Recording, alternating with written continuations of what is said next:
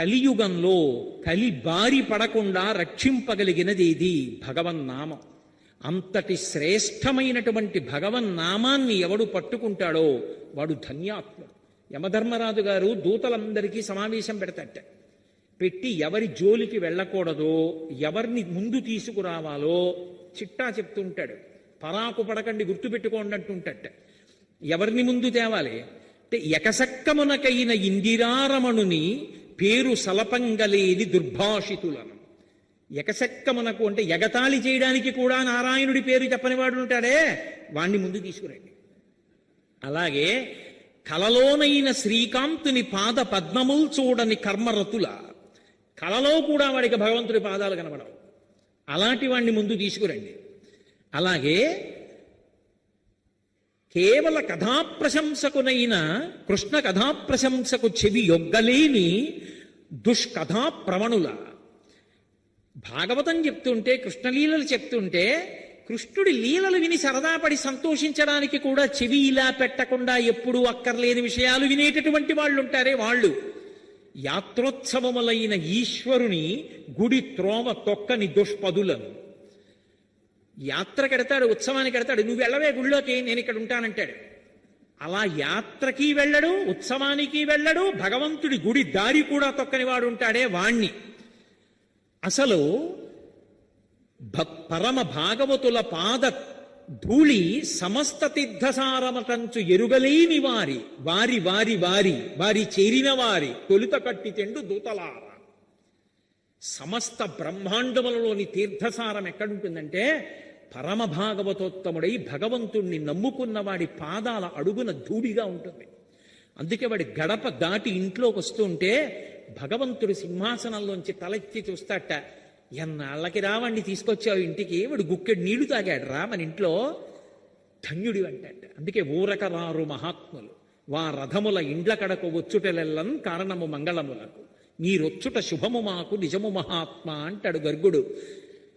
ఏ కోరిక లేకుండా భగవంతుణ్ణి నమ్ముకుని తిరిగేటటువంటి పరమ భాగవతోత్తములైనటువంటి వారు వేరొకరి ఇంటికి వెళ్ళారు అంటే వాళ్ళకి ఏదో పెద్ద మంగళం చెయ్యాలని భగవంతుడు అనుకుంటే తప్ప అసలు అటువంటి వారిని ఇంటికి ఎందుకు పంపిస్తాడు? అందుకే భాగవతోత్తములు ఇంటికి రావడం అంటే అది సర్వమంగళములకు కారణమవుతుంది.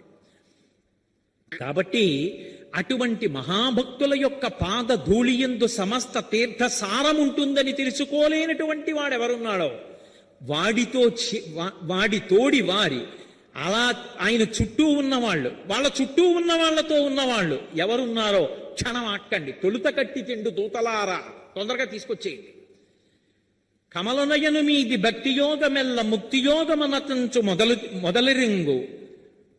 అటువంటి వారి జోలికి వారి వారి వారి వారి వారి కూడిన వారి త్రోవపోవలదు దూతలారా. ఎప్పుడూ భగవన్నామం చెప్తుంటారే, భగవంతుడున్నాడని నమ్ముకు తిరుగుతుంటారే, భగవంతుని యందు భక్తి కలిగిన వారు ఉంటారే, వాడి జోలికి వెళ్ళకండి. వాడితో ఉన్న వాళ్ళ జోలికి కూడా వెళ్ళకండి. మీకు అవకాశం ఉంటే వాడి పాదానికి ఉన్నటువంటి ధూళి కాస్త ఏదైనా ఆకులో పట్టుకుని తీసుకురండి, నా కిరీటం మీద జల్లుకుని మీకు జల్లుతానంట యమధర్మరాజు. భగవన్నామం చెప్పడం అనేటటువంటిది అంత గొప్పది అని భాగవతంలో వ్యాసుల వారు పోతన గారు నిర్ధారించారు. అటువంటి భగవన్నామం. అందుకే కలియుగంలో భగవన్నామాన్ని ఆశ్రయించడం నామిని ఆశ్రయించడమే. అయితే ఆ భగవన్నామం నిరంతరం నోటి వెంట రావడానికి కూడా అదృష్టమైనా ఉండాలి, సాధనైనా ఉండాలి. కొంతమంది మహాత్ములు ఉన్నారు, అసలు వాళ్ళు మాట్లాడుతుంటే మనకు అనుమానం వస్తుంది, వీళ్ళు నిద్రపోతున్నప్పుడు భగవన్నామం ఆగుతుందా అని. నాగమారుతి శర్మ గారని ఒక న్యాయమూర్తి ఉన్నారు. వారు అప్పుడప్పుడు మా ఇంటికి వస్తూ ఉండేవారు ఏదైనా భగవత్ సంబంధమైన విషయం మీద. ఆయన మాట్లాడుతూ మధ్యలో రామనామం చెప్తారు. కోటేశ్వరారు రామ రామ రామ రామ, మిమ్మల్ని చూడాలని రామ రామ రామ రామ నోట్లో అంటారు. ఎప్పుడు మాటకి మధ్యలో రామ రామ రామ రామ రామ రామ. మీరు ఎప్పుడైనా ఆయన ఎక్కడైనా కూర్చున్నప్పుడు చూడండి, ఎప్పుడు రామ రామ రామ రామ రామ రామ అంటూనే ఉంటారు. ఆయన వాళ్ళ అక్క చెల్లెళ్ళకు కూడా వచ్చింది అది. నేను ఆశ్చర్యపోతుంటాను ఆయన్ని చూస్తే. ఎప్పుడు నిరంతరం రామనామం నడుస్తుంది నాలుక మీద. ఎంతటి ధన్యాత్ముడు! ఆ భగవన్నామం నోటి మీదకి రావడం అలవాటు చేసుకున్నవాడెవరో కనీసం అప్పుడప్పుడు భగవన్నామం చెప్పడం అలవాటు చేసుకున్నవాడెవరో వాడు కలిపురుషుని చేత ఆవహింపబడడం. కలిపురుషుడు వాణ్ణి చెనకలేడు. మూడవది, కేవలం కలి నుండి మనని రక్షించడం కోసమే వచ్చినటువంటి వాడు శ్రీ వెంకటేశ్వరుడు. అందుకే కలౌ వెంకటనాయక. కలియుగంలో మనని రక్షించడం కోసం కొండ మీదున్నాడు తప్ప ఆయనకి సరదా పుట్టి కొండ మీద లేడు. మహానుభావుడు మాట్లాడుతూ ఉండేవాడు. ప్రతిరోజు తరిగొండ వెంగమాంబ గారి ఇంటికి వెళ్ళేవాడు. తరిగొండ వెంగమాంబ గారు భాగవతం చెప్తుంటే ఆయన వింటూ ఉండేవాడు. ఎవరిది భాగవతం? ఆయన కథే. వెంగమాంబ గారు భాగవతం రచన చేస్తూ భాగవతం చెప్తుంటే ఆయన ఉయ్యాల ఊగుతూ చెక్క ఉయ్యాలలో వింటూ ఉండేవాడు. ఒకరోజు తెల్లవారిపోయింది, గుళ్ళో గంటలు వినపడ్డాయి. అయ్య బాబోయ్, సుప్రభాతం వేళ అయిపోయిందని ఉయ్యాల్లోంచి దూకెళ్ళిపోతున్నాడు. మధ్యలో ఎక్కడికి పోతావు, ఆగని పంచి పట్టుకుంది ఆవిడ. ఆ పంచి చిరిగిపోయింది. స్వామివారు వెళ్ళిపోయారు. వెళ్ళిపోయి గబుక్కుని పద్మపీఠం మీద నించున్నారు. అర్చకులు వచ్చి తలుపులు తీశారు. పంచి చిరిగిపోయింది. దొంగలు వచ్చారా అంటే గుళ్ళో దొంగలు వచ్చిన అవకాశం లేదు. మరి పంచి చిరిగిపోయింది, ముక్కెక్కడుంది? ఆయన దగ్గర అంత స్వాతంత్రం తరిగొండ వెంగమాంబ గారికి తప్ప ఎవరికి ఉందని ఆవిడ దగ్గరికి వెళ్ళారు. మనకి చిన్న రవికిల బట్ట శేషవస్త్రం ఇస్తే నెత్తి మీద పెట్టుకుని బీరువాలో పెట్టుకుని ఆ జన్మాంతం దాచుకుంటాం. ఆవిడ దగ్గరికి వెళ్ళి స్వామివారి పంచముక్క మీ ఇంట్లో ఉందా అని అడిగారు. ఆవిడంది చాలా సాధారణంగా, పొద్దున్న భాగవతం మధ్యలో గుళ్ళో గంటలు మోగుతున్నాయని లేచి పరిగెత్తాడు. పట్టుకుంటే పంచి చిరిగిపోయింది. అదిగో పూజా మందిరంలో పీట మీద ఇట్టాను, పట్టుకుపోండి. అంతటి మహాభక్తురాలు. ఆ తరిగొండ వెంగమాంబ గారు చెప్తూ ఉంటే వినేవాడు వెంకటేశ్వరుడు. ఆయనే అక్కడక్కడ అలా కాదు వెంగమాంబ ఇలా అంటే ఆవిడ రాస్తూ ఉండేది. ఇప్పటికీ తరిగొండ వెంగమాంబ గారు రాసినటువంటి వెంకటాచల మహాత్యం అన్న గ్రంథానికి ఎంత ప్రశస్తి ఉందంటే, అది తెచ్చి ఇంట్లో పెట్టి పువ్వులేసి నమస్కారం చేస్తే చాలు పెళ్ళవని ఆడపిల్లలకు పెళ్ళిళ్ళు అవుతాయి. వ్రాతపతులు రాసేవారు వేల వేల ప్రతులు. అంత శక్తివంతం వెంకటాచల మహాత్యం. అందులో ఆవిడకి వెంకటేశ్వరుడు సాక్షాత్కరించి చెప్పినటువంటి విషయాలు. వెంకటేశ్వర కళ్యాణం అయిపోయింది, పద్మావతి కళ్యాణం అయిపోయిన తరువాత ఒక రోజున లక్ష్మీదేవి వచ్చింది ఏకాంత మందిరంలోకి. శయ్య మీద కూర్చునంది, ఏమండి, పద్మావతి పరిణయానికి కుబేరుడి దగ్గర అప్పు చెయ్యాలా? నేను లేను లక్ష్మిని, నన్ను అడిగితే నేను ఇవ్వను, నన్ను దూరం చేసి కుబేరుడి దగ్గర అప్పు ఎందుకు వచ్చుకున్నారండి అంటే ఆయన అన్నాడు, అంత మాట అనకు లక్ష్మి, నేను కావాలని నిన్ను దూరం పెట్టి కుబేరుడి దగ్గర అప్పు పుచ్చుకోలేదు. ఆ అప్పు పుచ్చుకోవడానికి ఒక కారణం ఉందన్నాడు. ఆవిడంది, పోన్లేండి, పుచ్చుకుంటే పుచ్చుకున్నారు, ద్రవ్యమే కదా కావాలి, ఎంత పుచ్చుకున్నారో చెప్పండి, ఇచ్చేద్దాం, మళ్ళీ ఇద్దరం కలిసి శ్రీవైకుంఠానికి వెళ్ళిపోదాం. శ్రీవైకుంఠ విరక్తాయ స్వామి పుష్కరిణీతటే రమయా రమమాణాయ వెంకటేశాయ మంగళం అని కదా మనం మంగళాశాసనాల్లో చదువుతారు. ఆయన అన్నాడు, కాదు, అసలు విషయం నేను ఎందుకున్నానో తెలుసా ఈ కొండ మీద? నకృతం దైవసంఘైశ్చ నకృతం విశ్వకర్మణ స్వేచ్ఛయా క్రీడతే తత్ర ఇచ్ఛారూపం విరాజిత. వ్యాస భగవానుడు చెప్పాడు, దేవతలు చెక్కలేదు, విశ్వకర్మ చెక్కలేదు, ఎవరూ ప్రతిష్ఠించలేదు, స్వామి తనంత తానుగా పద్మపీఠం మీద నించున్నాడు. అలా అది శిలామూర్తి కాదు, సాక్షాత్ భగవానుడు. అందుకే విద్యుద్ఘాతమని పిలిచింది శాస్త్రం. ఇలా చూస్తే చాలు లాగేస్తాడు మనసుని. మీరు ఏ అలంకారం చేయండి నప్పుతుంది. అందుకే అటువంటి మూర్తి. ఆయన అన్నాడు లక్ష్మీదేవితో, ఇక్కడే నేను ఉండాలి లక్ష్మి, నేను రాను. ఎందుకు రానో తెలుసా? వైకుంఠానికి ఒక కారణం ఉంది.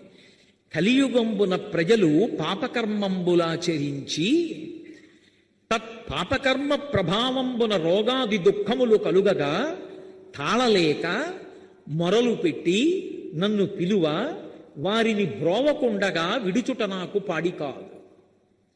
కావున వారి ధనము దుష్కర్మములపైకి ఆవాహనంబు చేసి వారి ఆపదలు తీర్చి ఈ కొండపైకి రప్పించి నిస్పృహుండనగుచు అజ్ఞులైన జనులకి ధనము నిప్పింతు నచలమతిని.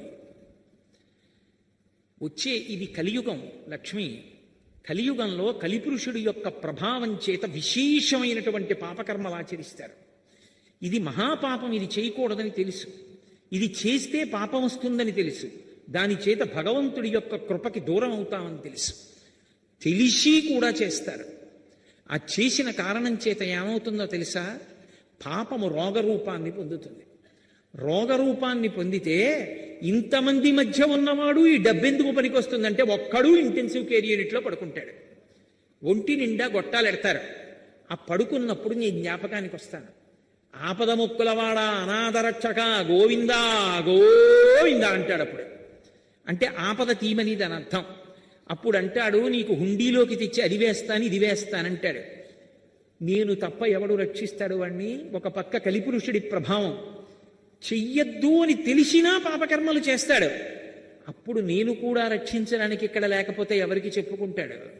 నేనేం చేస్తానో తెలుసా?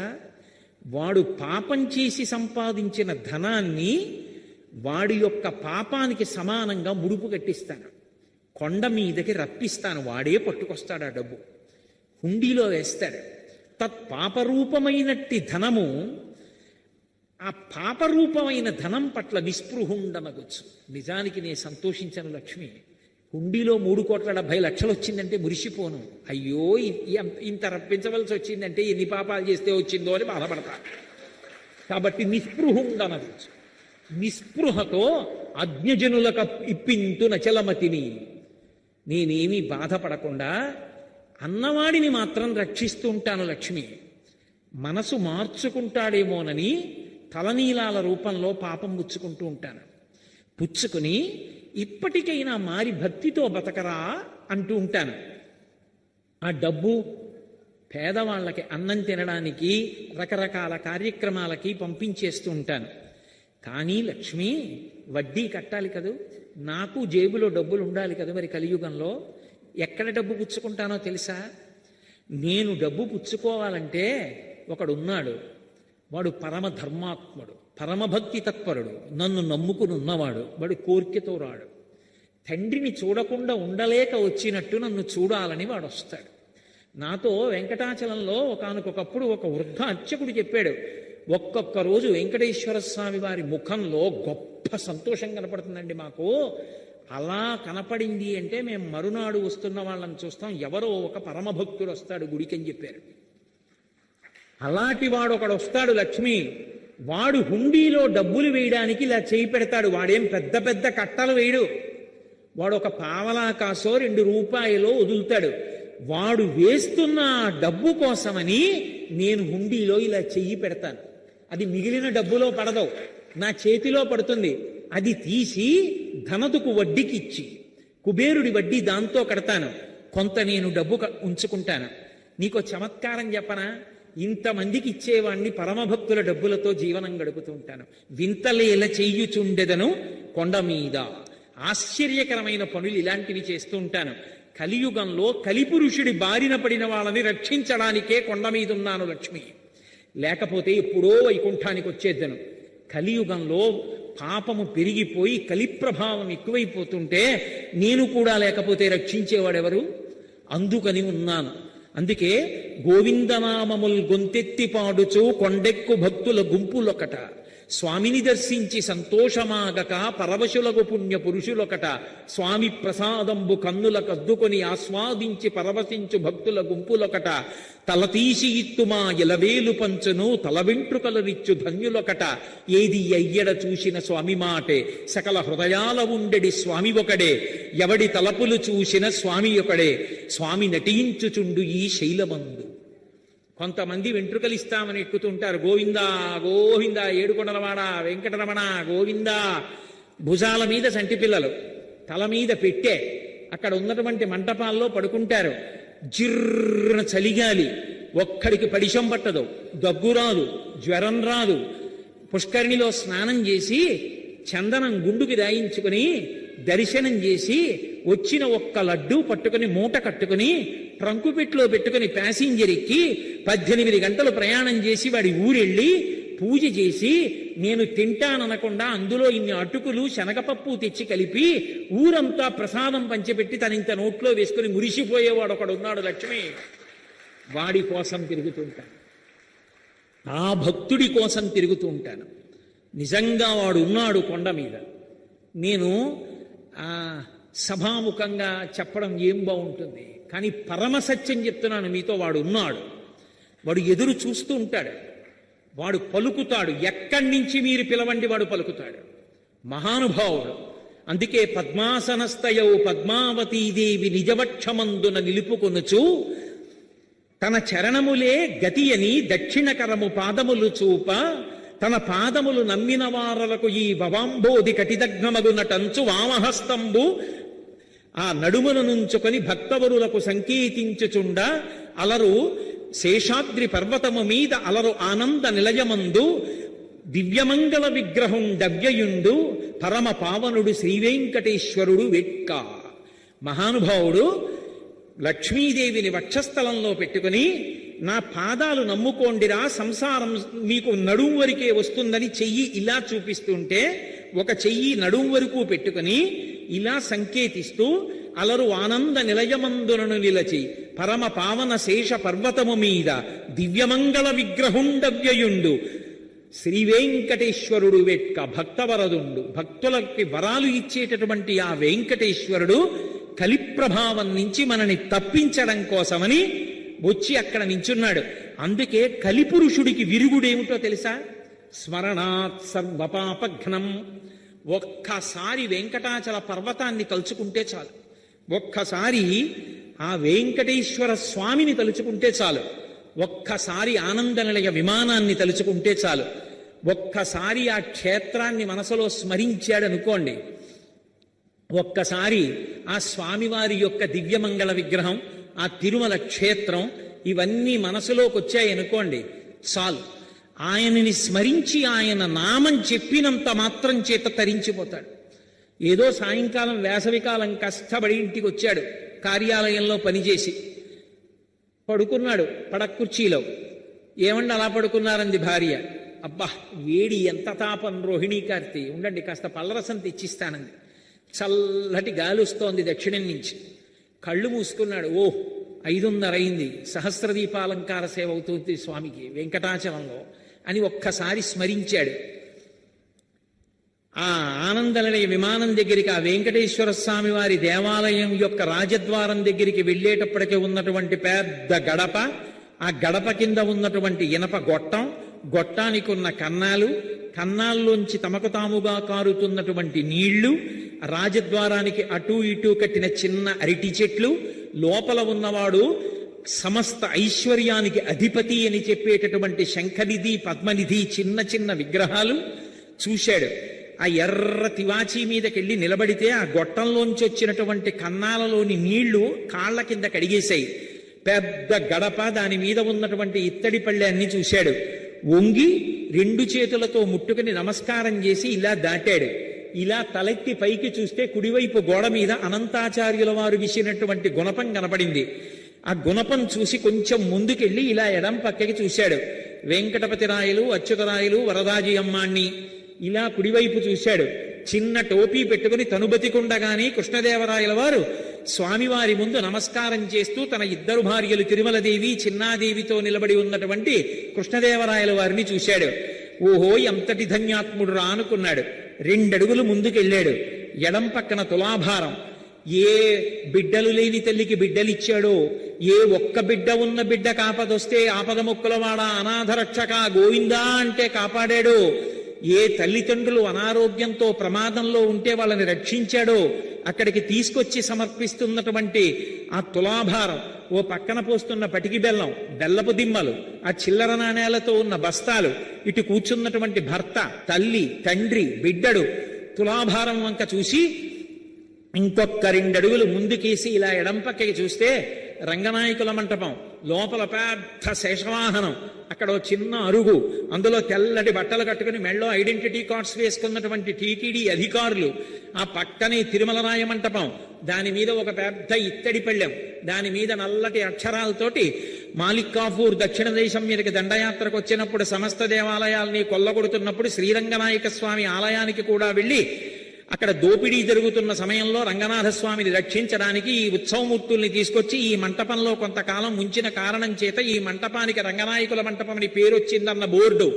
అవన్నీ చదివి కుడి పక్కకి చూశాడు. స్వామికి ఊంజల్ సేవ జరిగేటటువంటి మంటపం, అనేకమైన అద్దాలు బిగింపబడి ఉంటుంది, దానికి మెట్లు, ఆ మెట్ల మీద కూర్చున్నటువంటి అధికారులు, వాళ్ళేదో ఆ తర్వాత జరగబోయేటటువంటి ఉత్సవం గురించి చేస్తున్నటువంటి చర్చ. ఈలోగా అక్కడ దాకా వెళ్ళి చూశాడు. ఒక్క అడుగు ముందుకొచ్చి ఆ తిరుమల రాయి మంటపం, రంగనాయకుల మంటపం పక్క నుంచి నడుస్తూ దాని వెనక నుంచి అవతల వైపుకి వచ్చాడు. కళ్యాణ మంటపం రెండు పక్కల గోడలకు పెట్టబడిన పెద్ద పెద్ద ఫ్యాన్లు, వేదిక, 2 సింహాసనాలు. ఓ, ఇక్కడే మా స్వామి కళ్యాణం జరుగుతుంది. దాని వెనకాతల ఉన్నటువంటి పెద్ద పొడుగైన అరుగు, ఇక్కడే కళ్యాణం దంపతులతో వచ్చినటువంటి వాళ్ళు కొంతమంది కూర్చుంటూ ఉంటారు. ఇవ్వవలసినటువంటి వస్త్రాలు ప్రసాదాలు తెచ్చి ఇక్కడే పెడతారు అని ఓసారి ఆ మంటపం వంక చూసి నమస్కరించి మళ్ళీ కుడి పక్కకి తిరిగాడు. ఎర్రటి పెద్ద గ్యాస్ గొట్టం ఒకటి ఎడం పక్కన వెళ్ళిపోతోంది. గోడ, దానికి యువతల వైపు ఇత్తడి కచ్చడం, పెద్ద తెడిక లాంటిది. చిన్నపిల్లలు తెలియక దాని బుడిపిల్లు ఇలా గిరగిరగిరగిర తిప్పుతున్నారు. ఆ గోడకి ఉన్న రాళ్ల మధ్యలో ఉన్నటువంటి ఎడుల్లో కొంతమంది అమాయకంగా వాళ్ళ కార్యాలయాలు, వాళ్ళ వ్యాపార సంస్థల విజిటింగ్ కార్డ్స్ దోపుతున్నారు. కొంతమంది కాశీతాళ్లు దోపుతున్నారు, కొంతమంది నాణేలు నొక్కుతున్నారు. అవి దాటుతూ కుడి కాలుకి ఈ చట్రం తగులుతుందో, ఎడంకాలుకి గ్యాస్ గొట్టం తగులుతుందో అని ఒబ్బిడిగా జాగ్రత్తగా నడుస్తూ అలా వెళ్ళాడు. కుడి పక్కకి తిరిగేటప్పటికి బ్రహ్మాండమైన ధ్వజస్తంభం. ఓసారి పివిఆర్కే ప్రసాద్ గారి జ్ఞాపకానికి వచ్చారు. దానికి కట్టినటువంటి దర్భలు, ఆ దర్భలతో ఉన్నటువంటి ఆ ధ్వజస్తంభాన్ని దాటి ఒక్కసారి ఆ బలిహరణ మంటపం చూసి అక్కడ నమస్కారం పెట్టి ఎడం పక్కకి తిరిగి మెట్టు దాటి పెద్ద గడప దాటాడు. గోడ పక్కన ఎడం వైపు చిన్న కిటికీలా ఉండి అందులో ఈ మధ్యనే బయటపడినటువంటి విగ్రహాలు గాజు పీటికలో పెట్టబడి ఉన్నాయి. దాటి కొంచెం ముందుకెళ్ళాడు. దేవాలయానికి విమానానికి మధ్యలో చిన్న ఖాళీ. తెల్లవారుజామునేమో ఇలా తలపైకెత్తి చూస్తే ఇంకా సూర్యోదయం ఇవ్వలేదు, పైన చీకటిగా ఆకాశం. స్వామివారి విమానపు పచ్చటి కాంతి కొడుతోంది పైకి. ఇలా కిందకి దిగి కొద్దిగా ముందుకెళ్ళాడు. ఎడంవైపు వరదరాజస్వామి, ఎదురుగుండా అద్దాల పేటికలో ఇలా పడుకున్నటువంటి రంగనాథస్వామి. దాటి కొంచెం ముందుకెళ్లి కుడిపక్కకి తిరిగి ఆ తలుపులోంచి లోపలికెళ్ళాడు. వేలాడుతున్నటువంటి తెల్లటి పెద్ద దీపాల గుత్తులు, స్తంభాల మీద దశావతారాలు. అక్కడ స్వామివారి దేవాలయానికి అటూ ఇటూ ఉన్నటువంటి ద్వారపాలికలు, వాళ్ళ చేతులలో ఇలా పట్టుకున్నటువంటి దీపాలు. ఇలా వెనక్కి తిరిగి చూసేటప్పటికీ ఇలా రెక్కలు విప్పుతున్నటువంటి గరుడాళ్వార్. కొద్దిగా వెనక్కి చూస్తే రాజా తోడరమల్, మాతా మోహనాంగి, పితాబి. అక్కడ డప్పు ఒకటి పెట్టుకుని తెల్లవారుజామున దాన్ని డామ్ డామ్ కొడుతున్నటువంటి ఒక వ్యక్తి, కాగడాలు పెట్టుకుని సుప్రభాత సేవ చేసి వెళ్ళిపోతున్నటువంటి వాళ్ళు. ఈ ఉత్సవాలు అవి రాబోయే బ్రహ్మోత్సవాలు ఎంత బాగా జరపాలని, ఎంత పెద్ద మీసాలున్నా కావలసినంత వినయంతో స్వామివారి దగ్గర కైంకర్యంలో మురిసిపోతూ నిలబడ్డ చైర్మన్ గారు, ఆయన పక్కన ఈవో గారు, ఎప్పుడు గుళ్ళో మురిసిపోతూ తిరిగే అన్నపూర్ణమ్మ గారు, వీళ్ళందరూ అక్కడ మాట్లాడుకుంటుంటే చూసి ఓహో బ్రహ్మోత్సవాలకి ఏర్పాట్లు అవుతున్నాయనుకుని లోపలికి వెళ్ళి ఒక్కసారి అక్కడ ఇలా వేటమాలుగా ఉన్నటువంటి చెక్క మీద, దాని మీద ఎర్ర తివాచి వేసి ఉంటే ఎక్కాడు. ముందు నడుస్తున్న ఆయన పిల్లాన్ని భుజాల మీద కూర్చోబెట్టుకుని గోయిందా అంటున్నాడు. అయ్యా కనపడదు, కొంచెం పిల్లాన్ని దింపండి అన్నాడు. ఆయన సహృదయంతో పిల్లాన్ని దింపి ఎత్తి పట్టుకున్నాడు. ఇలా చూసేటప్పటికి ఆ పైనుంచి ముగ్ధమోహన స్వరూపం, ఆ పెద్ద కిరీటం, దాని మించి తోమాల, ఇంతంత ఊర్ధ్వపుండ్రాలు కనపడ్డాయి. పరమానందంతో 2 చేతులు ఎత్తి గోయిందా గోవిందా అంటూ ముందుకెళ్ళాడు. ఒక్క కడుగు ముందుకేస్తుంటే అరుగుల మీద స్వాముల వారి మూర్తులు, అక్కడే ఉన్న ఆ మంచం, ఏకాంత శయనం చేసేటటువంటి ప్రదేశం, ఇవి దాటి కొంచెం ముందుకెళ్ళాడు. మొదటి గడప కులశేఖరాల వారు పడి దగ్గర నించున్నాడు. పద్మపీఠం, దాని మీద ఆయన పాదాలు, ఆ పాదాల మీద పెట్టబడినటువంటి బంగారు తొడుగులు, ఆ పాదాలు, ఎవరైనా పాదాలకి కింద మంజీరాలుంటాయి, పాదాలకి పెట్టిన మంజీరాలు కాకుండా మోకాళ్ళకి పాదాలకి మధ్యలో ఏటవాలుగా పెట్టబడినటువంటి పెద్ద పెద్ద అందెలు, వాటికి ఉన్నటువంటి చిరుగంటలు, ఆ పైన బలిష్టమైనటువంటి తొడలు, ఒంటి నిండా నగలు పెట్టుకున్న కారణం చేత పంచ పూర్తిగా కనపడకుండా అక్కడక్కడా కనపడుతుంది. తరిగొండ వెంగమాంబ గారు మహాతల్లి చెంచు నాటకం రాసింది. అందులో చెంచిత అమాయకంగా చెప్తుంది, అక్కడక్కడ బట్ట అతికించుకున్నాడు అంటుంది, పంచ కట్టుకున్నాడు, అందు గుడ్డ అంటించుకున్నాడు అంటుంది. ఎందుకంటే ఒంటి నిండా నగలు, అక్కడక్కడ పంచ కనపడుతూ ఉంటుంది.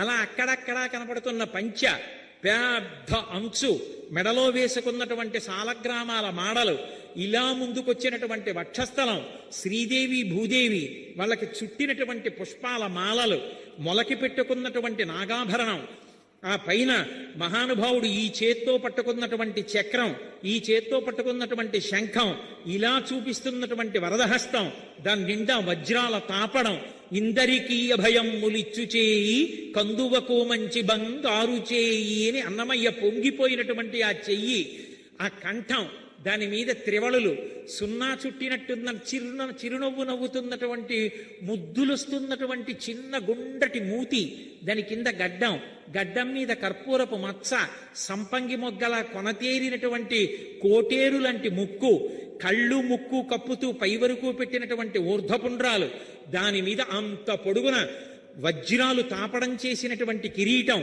ఈ చేతి మించి అలా కిరీటం మించి ఇలా దిగినటువంటి పెద్ద తోమాల, ఆ స్వామి దివ్యమంగళ విగ్రహాన్ని పైనుంచి కిందకి, కింద నుంచి పైకి చూసి పరమ సంతోషాన్ని పొందాడు.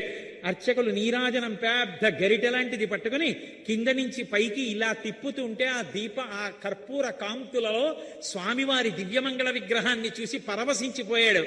ఆనందపడిపోయి ఆ మూర్తిని చూసి అక్కడి నుంచి బయలుదేరి, జీవితంలో ఎప్పుడూ ఇలా నడిచేవాడు వెనక్కి తిరిగి రావడం అలవాటైన వాళ్ళ ఇలాగే చూస్తూ కళ్ళప్పగించి గోవిందా గోవిందా అంటుంటే, అయ్యా వెనక చాలా మంది ఉన్నారు, నడవండి నడవండి అంటుంటే అక్కడ దాకా వచ్చి వెళ్ళిపోలేక మళ్ళీ ఇలా ఓసారి తొంగి చూసి రాజద్వారం దగ్గర నమస్కారం పెట్టి ఇలా ముందుకెడితే కుడి చేతి పక్కన ఘంటామంటపం, అందులో గంటలు, ఆ గంటలు వాయించడానికి ఘంటాపాణి దాటి ముందుకెళ్ళి ఇలా కుడి చేతి వైపు చూస్తే ఉత్తర ద్వారం మీద పడుకున్నటువంటి శేషశైనమూర్తి, నాభికమలంలోంచి బ్రహ్మగారు, అది దాటి ముందుకెడితే కుడి పక్కన బంగారు బావి, అది దాటి మెట్లెక్కి ఎడం పక్కకి వెళ్ళేటప్పటికి మహాతల్లి వెంకటేశ్వర స్వామి వారి తల్లిగారు, అమ్మా రాత్రి వెంకటేశ్వరుడు నీకు కాళ్ళు పట్టడానికి వచ్చినప్పుడు కాకినాడ నుంచి కోటేశ్వరరావు వచ్చి వెళ్ళాడని చెప్పమ్మా అని నేనంటే, ఓరి పిచ్చివాడా నేను చెప్పడం ఏమిట్రా, నిన్నటి నుంచి వాడు చెప్తున్నాడు కోటేశ్వరరావు వస్తాడంటున్నాడు రా, ఇదిగో అప్పం పట్టుకెళ్ళాను, అమ్మవారు అప్పం ఇస్తే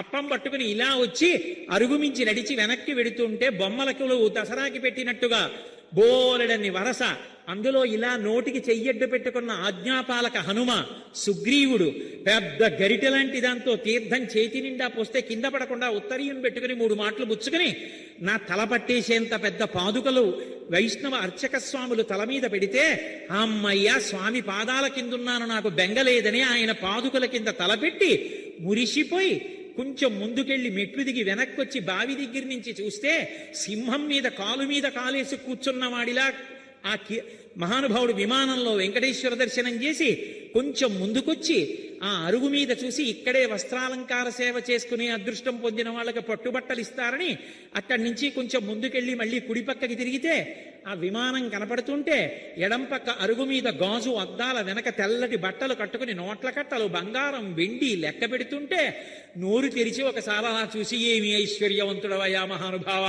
అని మనసులో అనుకుని ఇచ్చట కర్పూరము వెలిగించరాదు, కొబ్బరికాయలు కొట్టరాదు అని బలహరణ మంటపం కింద వెనకాల గోడ మీద బోర్డు చూసి తెలియక ఇక్కడ కర్పూరం వెలిగిస్తారలా ఉందనుకుని కొంచెం ముందుకెళ్ళి ఇలా తలెత్తి చూస్తే ఎదురుగుండా వెంకటేశ్వర స్వామి వారి యొక్క కథావృత్తాంతం అంతా బొమ్మలుగా చెక్కపడి గోడ మీద ఉంటే మన కంటెదురుగుండా ఉన్నది ఆ చెలికెత్తెలందరూ పద్మావతీదేవి చెలికెత్తెలు వెంకటేశ్వరుణ్ణి రాళ్లు పెట్టి కొడుతున్నప్పుడు గుర్రం మించి దిగుతున్న సన్నివేశం ఎదురుగుండా కనపడితే అక్కడ దాకా వెళ్ళి విమాన వెంకటేశ్వర దర్శనానికి ఈ మధ్య వెడల్పుగా కట్టిన మెట్లెక్కి విమాన వెంకటేశ్వరుడి వెంక చూస్తూ ఇలా కుడిపక్కకి తిరిగితే స్వామివారికి కావలసిన చందనం తీసే దొంగలు, చందనం తీసేవాళ్ళు వెనక వెంకటేశ్వరుడి మూర్తి గోడలో కనపడితే ఇలా తలపైకెత్తి చూస్తే లోపల ఉన్న మూర్తి విమానంలో ఉండి పక్కన తోక తలకి తగిలేటట్టు వెంకటేశ్వరుడు, ఆయనకి కుడి పక్కన చేతులెత్తి ఆడుకుంటున్న చిన్ని కృష్ణుడు, ఆ పక్కన రెక్కలు విప్పుకున్న గరుడాళ్వారిని చూసి 2 చేతులెచ్చి స్వామికి నమస్కరించి విమాన వెంకటేశ్వర తొందరగా పునర్దర్శనాన్ని ఇప్పించమని కొంచెం దాటి ముందుకెడితే ఎవరో గుర్తుపట్టి ఒక్కసారి ఇలా రెండని లోపలికి తీసుకెళ్లి స్వామివారు కట్టి విప్పిన పట్టుబట్ట నెత్తి మీద పెడితే అబ్బా అమ్మ విప్పినటువంటి చీరలతో కుట్టినటువంటి బొంత మీద పడుకున్నంత సంతోషంగా ఉందని మురిసిపోయి స్వామివారికి ఒళ్ళు తుడిచిన ప్లోత వస్త్రం ఇలా కళ్ళజోడు తీయండని ముఖం మీద పెడితే ఆ కర్పూర కాంతులకి ముఖమంతా ఒక చిన్న తిమ్మిరిక్కినంత సంతోషం కలిగితే ఏకాంత సేనంలో నైవేద్యం పెట్టిన జీడిపప్పు చేతిలో పెడితే భార్యకిచ్చి భద్రంగా పట్టుకో కొంగులోమనని అక్కడ స్వామివారు రాత్రి పడుకున్నటువంటి చిన్న మంచం, దానికి ఉన్నటువంటి కోళ్ల మీద గుండ్రటి కొక్కేలు, దానికి ఉన్న నవారు చూసి అక్షతలు తల మీద వేసి తీర్థం ఇస్తే తీర్థం ముచ్చుకొని నన్ను అనుగ్రహించావయ్యా తండ్రి అని ఆ మెట్లు దిగి కొంచెం ముందుకొచ్చి అన్నమయ్య భాండాగారం వంక చూసి